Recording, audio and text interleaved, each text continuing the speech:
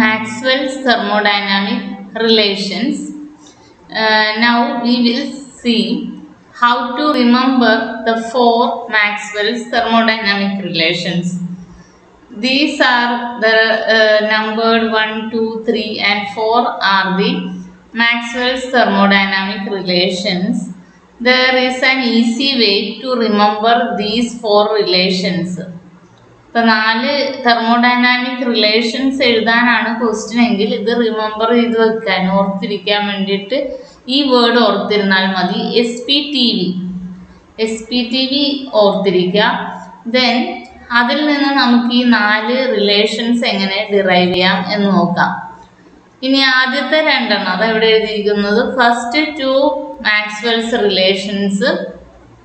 Dou S is written in the left hand side of the equation and the rest numerator, left hand side numerator of the equation, left hand side numerator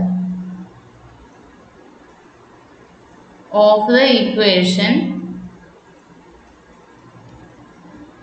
and the rest dou P, dou T and dou V are written in clockwise and ഇത് number 1 ആണ് in clockwise and number 2 in anti-clockwise order.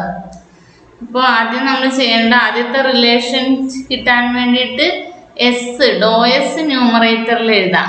Then SPTV ആണ് ഓർത്തിരിക്കാൻ പറഞ്ഞിരിക്കുന്ന word. S ഇവിടെ ആണെങ്കിൽ P clockwise എഴുതാം. ഡോ P, ഡോ ടി ആൻഡ് ഡോ വി. അപ്പോൾ ക്ലോക്ക് വൈസ് ആണെങ്കിൽ there will be positive sign in the right hand side of the equation. അപ്പോൾ നമുക്ക് എഴുതാം ഡോ എസ് ന്യൂമറേറ്റർ ലെഫ്റ്റ് ഹാൻഡ് സൈഡിൽ എഴുതി, ക്ലോക്ക് വൈസ് ആയിട്ട് പി ടി വി എഴുതി, SPTV. ക്ലോക്ക് വൈസ് ആണെങ്കിൽ റൈറ്റ് ഹാൻഡ് സൈഡ് പോസിറ്റീവ് ആയിരിക്കും. അതേപോലെ ആൻറ്റി ക്ലോക്ക് വൈസ് ഒരു ഇക്വേഷൻ എഴുതാം.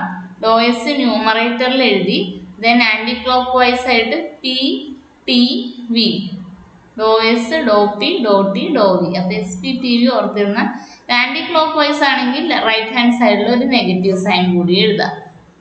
അതാണ് ആദ്യത്തെ 2 റിലേഷൻസ്. അപ്പോൾ SPTV ഓർത്തിരുന്നാൽ ഡോ എസ് ന്യൂമറേറ്റർ ലെഫ്റ്റ് ഹാൻഡ് സൈഡിൽ എഴുതി, then PTV in clockwise will be positive and PTV in anti-clockwise എഴുതിയാൽ there will be a negative in the right hand side. ഇനി next 2 relations എങ്ങനെ ഡിറൈവ് ചെയ്യാം എന്നാണ് അടുത്ത സൈഡിൽ പറയുന്നത്. To write other 2 equations, dou S is written in the denominator of right hand side of the equation and other quantities are written clockwise and anti clockwise direction. നേരത്തെ പറഞ്ഞ പോലെ തന്നെ ഡോ എസ് ഇവിടെ റൈറ്റ് ഹാൻഡ് സൈഡ് ഡിനോമിനേറ്ററിൽ എഴുതാം. Then clockwise ആയി PTV എഴുതാം, അതിന് പോസിറ്റീവ് സൈൻ ആണ്. ആൻറ്റി ക്ലോക്ക് വൈസ് ആയിട്ട് PTV എഴുതിയാൽ നെഗറ്റീവ് സൈൻ. അപ്പം 4 റിലേഷൻസും ഈ വേർഡിൽ നിന്ന് SPTV ഓർത്തിരുന്നാൽ നമുക്ക് ഡിറൈവ് ചെയ്യാൻ പറ്റും. ഡോ S by Dr V at constant t equal to dou p by dou t at constant v. അപ്പോൾ ഡിനോമിനേറ്ററിലുള്ള ഇവിടെ v ആണെങ്കിൽ അടുത്ത സൈഡിൽ റൈറ്റ് ഹാൻഡ് സൈഡിൽ ഡിനോമിനേറ്ററിൽ ടി ആണെങ്കിൽ ലെഫ്റ്റ് ഹാൻഡ് സൈഡിൽ നമ്മൾ കോൺസ്റ്റന്റ് ടി ആണ് വെക്കുന്നത്, റൈറ്റ് ഹാൻഡ് സൈഡിൽ കോൺസ്റ്റന്റ് വി. അതേപോലെ അടുത്ത ഇക്വേഷൻ നോക്കാം.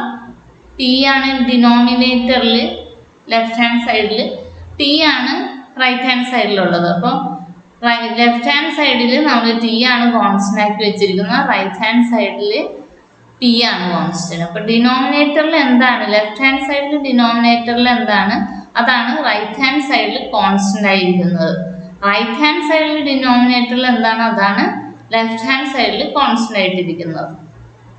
ദെൻ നെക്സ്റ്റ് 2 റിലേഷൻസ് എങ്ങനെയാണ്? എസ് റൈറ്റ് ഹാൻഡ് സൈഡിൻ്റെ ഡിനോമിനേറ്ററിൽ എഴുതാം. ദെൻ PTV ഇൻ ക്ലോക്ക് വൈസ് ആൻഡ് ആൻറ്റി ക്ലോക്ക് വൈസ്. ഇത് ക്ലോക്ക് വൈസ് ആണ്, ക്ലോക്ക് വൈസിന് പോസിറ്റീവ് സൈൻ, ആൻറ്റി ക്ലോക്ക് വൈസിന് നെഗറ്റീവ് സൈൻ. ഇത്രയും കാര്യം ഓർത്താൽ മാക്സ്വെൽസ് റിലേഷൻസ് എഴുതാനാണ് ക്വസ്റ്റ്യൻ എങ്കിൽ നമുക്ക് ഈ ഒരു റൂള് വെച്ച് 4 റിലേഷൻസും ഓർത്തിരിക്കാനും എഴുതാനും പറ്റും. Next is applications of Maxwell's thermodynamic relations. നമ്മൾ 4 മാക്സ്വെൽസ് റിലേഷൻസ് കണ്ടു. അതിൻ്റെ ആപ്ലിക്കേഷൻസ് ആണ്. നമുക്ക് ഒരു ആപ്ലിക്കേഷനെ പഠിക്കാനുള്ളൂ. അതിൻ്റെ പേരാണ് Clausius-Clapeyron latent heat equation. Let's see what is Clausius-Clapeyron latent heat equation. Consider first relation, first Maxwell's relation. First relation എന്തായിരുന്നു? ന്യൂമറേറ്ററിൽ എസ്, then clockwise ആയിട്ട് PTV. Dou S by dou V at constant T equal to dou P by dou T at constant V. ഇതാണ് first relation, Maxwell's first relation. ഇനി ഇതിലെ നമുക്കറിയാം എസിൻ്റെ change in entropy is equal to heat absorbed or rejected by temperature at which this process take place. Dou S equal to dou Q by T. അപ്പോൾ നമുക്ക് ഈ ഇക്വേഷനെ 2 എന്ന് വിളിക്കാം, equation 2. Let us substitute this equation 2 in 1. 1ലെ dou Sന് പകരം we can substitute equation 2. That is dou S is 1 by T into dou Q by dou V at constant T. ബാക്കിയെല്ലാം equation 1ലെ quantities തന്നെ ഇറക്കി എഴുതാം. dou Sന് പകരം dou Q by T ഇവിടെ കൊടുത്തിട്ടുണ്ട്. dou Q by dou V at constant T. Right hand side അതുപോലെ തന്നെ dou P by dou T at constant V. നമുക്ക് ഈ ടീനെ റൈറ്റ് ഹാൻഡ് സൈഡിലോട്ട് കൊണ്ടുപോയാൽ എന്ത് കിട്ടും? dou Q by dou V at constant T equal to dou P 1 by അല്ല T right hand സൈഡിലാവുമ്പോൾ എന്ത് കിട്ടും? 1 by T റൈറ്റ് ഹാൻഡ് സൈഡിലേക്ക് പോയാൽ ടി ആവും. ടി ഇൻറ്റു ഡോ പി ബൈ ഡോ ടി അറ്റ് കോൺസ്റ്റന്റ് വി. അതാണ് ഇക്വേഷൻ നമ്പർ 3. അപ്പോൾ ഡോ Q by Dr V at constant T equal to T into ഡോ പി ബൈ ഡോ ടി അറ്റ് കോൺസ്റ്റന്റ് വി. ഈ ലെഫ്റ്റ് ഹാൻഡ് സൈഡിൽ കിടക്കുന്ന ക്വാണ്ടിറ്റി എടുക്കുക. ഡോ Q by Dr V at constant T. This quantity represents quantity of heat absorbed or liberated per unit change in volume. അല്ലേ, change in heat per change in volume ആണ് dou Q by Dr V എന്ന് പറയുന്നത്. And this is at constant temperature. അതാണ് ഈ left hand സൈഡിൽ കൊടുത്തിരിക്കുന്ന quantity of heat absorbed or rejected for unit change in volume എന്ന് പറയാം. Then for change in volume V. This quantity is at constant temperature heat.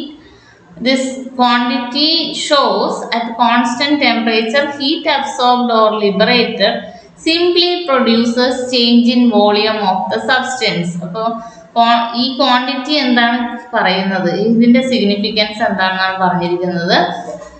At constant temperature, ഇവിടെ പറഞ്ഞിരിക്കുന്ന constant ടെമ്പറേച്ചറിലെ പ്രോസസ്സാണ്. At constant temperature heat absorbed or rejected will produce simply a change in volume. Change in volume ആണ് ഉണ്ടാകുന്നത് ഒരു heat absorption. Constant ടെമ്പറേച്ചറിൽ ഒരു സബ്സ്റ്റൻസിലേക്ക് heat absorb ചെയ്യുകയാണ് അല്ലെങ്കിൽ റിജക്റ്റ് ചെയ്യുകയാണ് സബ്സ്റ്റൻസ്. അപ്പോൾ സംഭവിക്കുന്നത് എന്താണെന്ന് വെച്ചാൽ സബ്സ്റ്റൻസിൻ്റെ വോളിയം ചേഞ്ച് ചെയ്യുന്നു, വോളിയം കുറേ കൂടുകയും ചെയ്യുന്നു. ഈ പ്രോസസ്സിൻ്റെ ടൈമിലുള്ള ഹീറ്റ് അബ്സോർപ്ഷനെ നമുക്ക് ലേറ്റന്റ് ഹീറ്റ് എന്ന് വിളിക്കാം. And this change in volume, ഈ കോൺസ്റ്റന്റ് ടെമ്പറേച്ചറിൽ നടക്കുന്ന ഈ പ്രോസസ്സിൽ വോളിയമാണ് ചേഞ്ച് ഉണ്ടാവുന്നത്. ഈ ചേഞ്ച് ഇൻ വോളിയം എന്ന് പറയുന്നത് change in volume must be due to change in state of the substance. Left hand side എന്താണ് നമുക്ക് മനസ്സിലായി. ഹീറ്റ് അബ്സോർബ് ചെയ്ത് സബ്സ്റ്റൻസിന്റെ സ്റ്റേറ്റ് മാറുന്നു. അതായത് ലിക്വിഡ് ആണ്, അത് സോളിഡ് ആവാം, സോളിഡ് ലിക്വിഡ് ആകാം. ഇത് രണ്ടും ഒരു കോൺസ്റ്റന്റ് ടെമ്പറേച്ചറിൽ നടക്കുന്ന പ്രോസസ്സാണ്, മെൽറ്റിംഗ് പോയിന്റിൽ നടക്കുന്ന പ്രോസസ്സാണ്. അതേപോലെ വേപ്പറൈസേഷനിലും ഹീറ്റ് അബ്സോർബ് ചെയ്ത് ലിക്വിഡ് വേപ്പറായി കൺവേർട്ട് ചെയ്യുന്നു. അതൊരു കോൺസ്റ്റന്റ് ടെമ്പറേച്ചർ ബോയിലിംഗ് പോയിന്റിലാണ് നടക്കുന്നത്. ആ പ്രോസസ്സിൽ വോളിയം ചേഞ്ച് ഉണ്ടാകുന്നുണ്ട്, മെറ്റീരിയലിന്റെ വോളിയം മാറുന്നു. ലിക്വിഡിൽ നിന്ന് ഗേഷ്യസ് സ്റ്റേറ്റിലേക്ക് പോകുമ്പോൾ വോളിയം കൂടുന്നു. അപ്പോൾ ആ പ്രോസസ്സിനോട് നമുക്ക് ഈ ലെഫ്റ്റ് ഹാൻഡ് സൈഡിനെ കമ്പയർ ചെയ്യാൻ പറ്റും. For a unit mass of substance, latent heat is called specific latent heat. അതിനെ നമുക്ക് L എന്ന് വിളിക്കാം. ഈ ക്വാണ്ടിറ്റി ഓഫ് ഹീറ്റിനെ നമ്മൾ we can This is a process in which fusion or vaporization is taking place. Fusion അല്ലെങ്കിൽ vaporisation ആണ് ഈ process. അപ്പോൾ ഈ പ്രോസസ്സിന്റെ സമയത്തുള്ള ഹീറ്റ് അബ്സോർപ്ഷൻ അല്ലെങ്കിൽ ലിബറേറ്റഡ് എന്ന് പറയുന്ന ആ ക്വാണ്ടിറ്റി ഓഫ് ഹീറ്റിനെ നമ്മൾ പറയുന്നത് എന്താ?